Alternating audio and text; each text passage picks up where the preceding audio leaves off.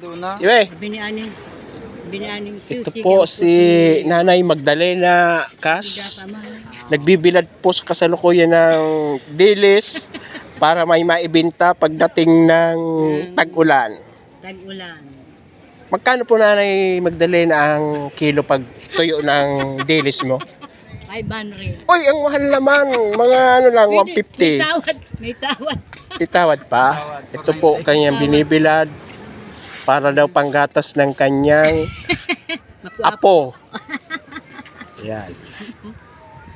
Kaya sa mga bibili ng tuyong dilis, Nakala. kontakin lang to si Nanay Magdalena Cas.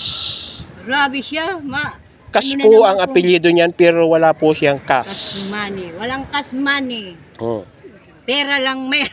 Ano, mahilingan.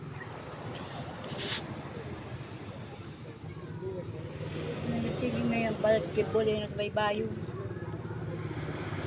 Ayan na po. Iniisa-isa niya para mabilis matuyo. Para maibinta. Para maibenta. May pambili ng gatas ang kanyang apo.